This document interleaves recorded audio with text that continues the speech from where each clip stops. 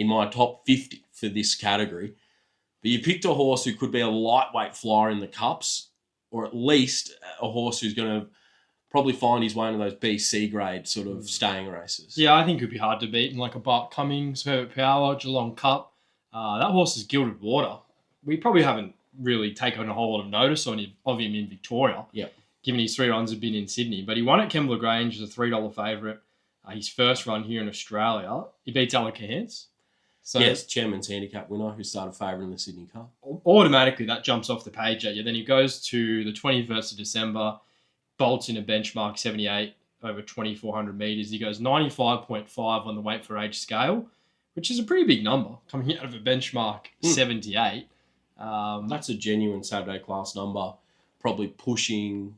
Yeah, it's like low grade sort of listed class, especially in the staying events. Now, the big factor with this horse is he's got no handicap rating. It's only an 81 rater.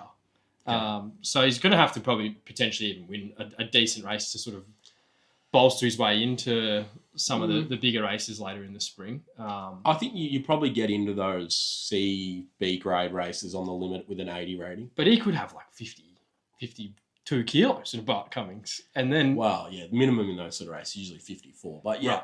Yeah, he could get in at those sort of real light weights. And then once you adjust his ratings for the weights he's going to get in those races, I think he's going to be right in them. So they haven't missed him in the Melbourne Cup betting. He's only had 7 starts. He bolted in his maiden overseas. This is the King's horse, actually, if you hadn't taken note of that. So he's with the right camp. There's a bit of expectation. He's with the Mar team, and he's having his second campaign in Australia. So I'm really banking on the fact he can probably improve this campaign down in the weights in a Bart Cummings, Hurt Power, Geelong Cup.